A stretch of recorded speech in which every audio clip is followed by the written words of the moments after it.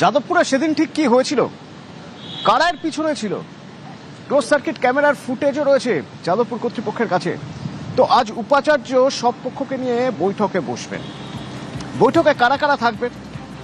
আমার সঙ্গে প্রীতি আছে সরাসরি। প্রীতি, এই বৈঠকে কারা কারা থাকবেন? সব ছাত্র সংগঠনে কি থাকবে বৈঠকে, আর কারা থাকবে?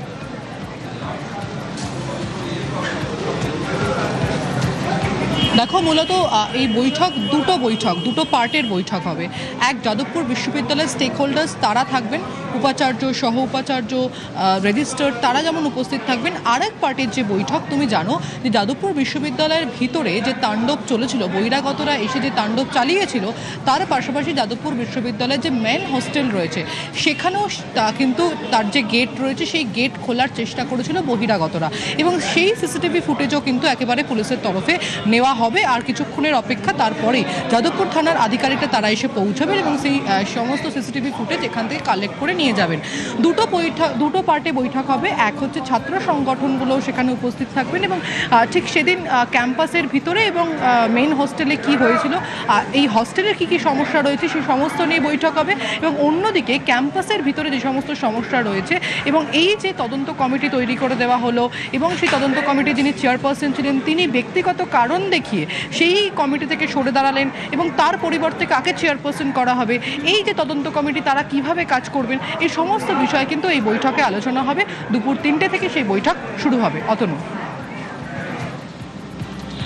এবং প্রীতি বলছিল যে তারই পাশাপাশি আরও একটি গুরুত্বপূর্ণ দিক রয়েছে, তা হলো আজ পুলিশ গিয়ে ক্লোজ সার্কিট ক্যামেরার ফুটেজ সংগ্রহ করবে। যে ফুটেজ তদন্তে বেশ কিছুটা এগিয়ে নিয়ে যেতে পারবে। কারণ আমার সঙ্গে সার্নিক রয়েছেন।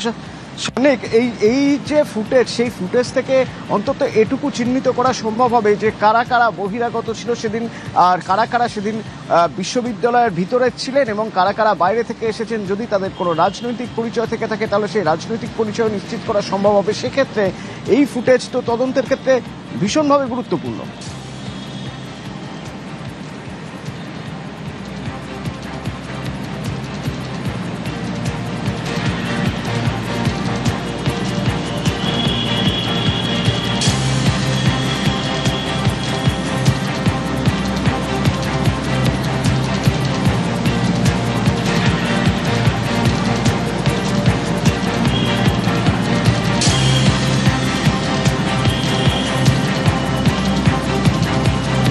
বুধবার মাঝরাতে যাদবপুর ক্যাম্পাসে ধুন্ধুমার কাণ্ড হয়েছিল। সেই সময়ের ক্লোজ সার্কিট ফুটেজ দেখে এবার অভিযুক্তদের চিহ্নিত করবে পুলিশ, এবং সেরকম হলে তাদের ডেকে এবার জিজ্ঞাসাবাদ করতে হবে। সেই তোড়জোড় তো পুলিশ করছে। সার্নিক, একেবারেই অতনু, যে সিসি ফুটেজ আমরা দেখেছিলাম, যে সিসি ফুটেজে একাধিক ব্যক্তির মুখ দেখা গিয়েছিল, সেই সিসি ফুটেজে যারা রয়েছেন তাদের পরিচয় কি এবং তারা সেই রাতে ক্যাম্পাসে কি করছিল, এই সমস্ত প্রশ্নের উত্তর পেতে যে বিশ্ববিদ্যালয়ের তরফে করা যে অভিযোগ, সেই অভিযোগের ভিত্তিতে তদন্তে নেমে যাদবপুর থানার পুলিশ এবার এই সিসি ফুটেজ নিজেদের হাতে নিতে চাইবে, এবং সেই কারণেই মূলত তারা আজকে সেই প্রক্রিয়া করবে, তেমনটাই কিন্তু এখনো পর্যন্ত কথা রয়েছে। যদিও যাদবপুর থানার তরফে এর আগেও যে কোনো তদন্তের ক্ষেত্রে যখন তারা বিশ্ববিদ্যালয়ে এসেছে তার আগে বিশ্ববিদ্যালয় কর্তৃপক্ষের তরফে একটি অনুমতি তারা নিয়ে, সেক্ষেত্রে যেহেতু ক্যাম্পাস অটোনমাস বডি এবং সেখানে আসার ক্ষেত্রে পুলিশ ঢোকার ক্ষেত্রে একটা অগ্রিম অনুমোদনের বিষয় থাকে, তাই সেইখানে পুলিশের তরফে এই বিশ্ববিদ্যালয়ের সঙ্গে সেই বিষয়ে কমিউনিকেশন করা হয়েছে, এবং সেই মতো আজকে তারা আসবেন বিশ্ববিদ্যালয় ক্যাম্পাসে, তেমনটাই কিন্তু এখনো পর্যন্ত কথা রয়েছে। তবে এখনো পর্যন্ত এই শুধুমাত্র সিসি ফুটেজ নয়, একাধিক মাধ্যমে একাধিক মোবাইল ফুটেজ সেইগুলো পুলিশের হাতে পৌঁছেছে, এবং সিসি ফুটেজ সহ অন্যান্য যে কোনো ভিডিও ফুটেজ সেগুলো থেকে মূলত সেই রাতে কারা কারা এখানে উপস্থিত ছিল তাদের চিহ্নিতকরণের কাজই মূলত পুলিশ করছে, এবং তাদের প্রয়োজনে ডেকে জিজ্ঞাসাবাদ করে সেই দিন তাদের কি ভূমিকা ছিল, এবং বুধবার রাতে যখন সেই ঘটনা ঘটেছিল কেন তারা অত রাত্রিবেলা ক্যাম্পাসের ভেতরে ছিলেন, সেই সমস্ত বিষয় জানতে চাইবে যাদবপুর থানার তদন্তকারীরা।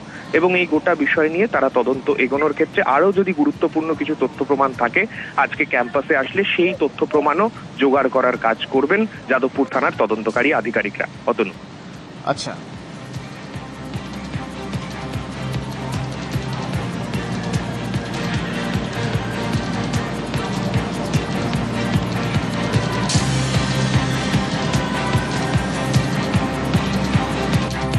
পুলিশ আমাদের কাছে পাঠিয়েছে আর চিঠি পাঠিয়েছে।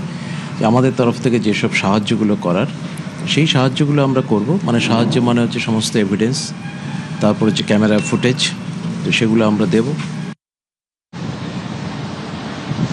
আরে এমব্লেমকে ভাঙলো, পরের দিন যখন দেখা যাচ্ছে যে ঐতিহ্যবাহী এমব্লেম, যে এমব্লেম তৈরি করেছিলেন নন্দলাল বসু, সে এমব্লেমকে ভাঙলো। এবিভিপি বলছে যে খুঁজে দেখা হোক এমব্লেমকে ভাঙলো, যদি কোনোভাবে কেউ এবিভিপি এর সঙ্গে জড়িত থাকে তাহলে তাকে বহিষ্কার করা হবে। যদি এবিপি কেউ এই ঘটনার সাথে অভিযুক্ত থাকে, আমরা সাথে তাকে বহিষ্কার করব এবং পুলিশের হাতে তাকে উপযুক্ত ব্যবস্থা গ্রহণের দাবি জানাচ্ছি এবং বলছি যেই অভিযুক্ত তার উচ্চ পর্যায়ে তদন্ত হোক, এটা এবিপি বলছে। কি করে ফলক ওখানে ভাঙলো? আর ফলক ভাঙলো তো শাবল গাইতে লাগে, লোহা তো হাত দিয়ে টাচ করলে ভাঙা যায় না, ভাঙলো কি করে ফলক? এটা রাজেশ্বর সিনহার পরিকল্পিত চক্রান্ত। যেভাবে বিদ্যাসাগরের মূর্তি ভাঙায় আজ অব্দি অভিযুক্তরা খুঁজে পাওয়া যায়নি, ভ্যানিশ হয়ে গেল, ঠিক একইভাবে ফলক ভাঙার ঘটনাতে অভিযুক্তরা ভ্যানিশ হয়ে যাবে। এবং ফলক ভাঙার ঘটনায় আমরা রাস্তাতে নেমেছি, আমরা রাজ্য জুড়ে পাল্টা বিক্ষোভের ডাক দিচ্ছি। ফলক ভাঙায় প্রকৃত দোষীকে বের করতে হবে। 19শে অগস্টের রাতে কারা করলো হামলা? মাওবাদী নকশালদের আঁতাতের অভিযোগ তুলে এনআইএ তদন্ত দাবি করছে এবিভিপি। ফলক ভাঙার ঘটনায় আমরা স্পষ্ট বলছি, রাজেশ্বর সিনহা অধ্যাপক, তিনি অভিযুক্ত, তার বিরুদ্ধে থানায় থানায় এফআইআর হবে, উচ্চ পর্যায়ে তদন্ত। এতগুলো মিডিয়ার ক্যামেরা এড়িয়ে কি করে ফলক ওখানে ভাঙলো? এবিভিপির সাথে ওই দিন রাতের ঘটনায়, পরের দিন এমব্লেম ঘটনায় দূর দূরান্ত অব্দি কোনো যোগাযোগ নেই। এবং আপনারা ক্যাম্পাসের ভেতরে লং লিভ কিষাণজি সার্জিং নামের ছবি তার যে আসছে, এর সাথে আমরা বলছি এর সাথে মাওবাদী নকশালবাদী আতাত আছে। আমরা এনআইএ তদন্ত জানাচ্ছি, কারণ দেশের সুরক্ষার সাথে প্রশ্ন আছে। অভিষেক বন্দ্যোপাধ্যায়ের ব্যাংক অ্যাকাউন্ট নিয়ে জটিলতা কাটলো, অর্থাৎ তিনি চাইলে যেভাবে খুশি টাকা তুলতে পারেন, সেটা যে কোনো ফরম্যাটে হতে পারে, টাকা তুলতে পারেন, টাকা জমা দিতে পারেন। কিভাবে এই জটিলতা কাটলো আমি জানবো, আমার সঙ্গে অর্ণব আছে ফোনে। অর্ণব, দেখো, শুক্রবার দিনই বিচারপতি কৃষ্ণা রাও নির্দেশ দিয়েছিলেন ওই বেসরকারি ব্যাংক কর্তৃপক্ষকে, যদি অভিষেক বন্দ্যোপাধ্যায়ের ছবি বা তার সইয়ের দরকার হয় তাহলে তাদের এক্সিকিউটিভ অফিসার পাঠিয়ে অভিষেক বন্দ্যোপাধ্যায়ের বাড়ি থেকে সেটা কেওয়াইসি ও নো ইয়োর কাস্টমার, যেটি নির্দিষ্ট একটি গাইডলাইন আরবিআই, এটা কমপ্লিট করবে। এবং আজকে এসে ব্যাংক কর্তৃপক্ষের তরফে যে রিপোর্ট দেওয়া হয় সেখানে বলা হয় এই প্রক্রিয়া সম্পূর্ণ হয়েছে। যদি অভিষেকের আইনজীবী তারা দাবি করেন যে এক্ষেত্রে ছবি তোলার কথা বলা হলো, কোন রকম ছবি তোলা হয়নি, কার্যত হেনস্থা করা হয়েছে অভিষেক বন্দ্যোপাধ্যায়কে।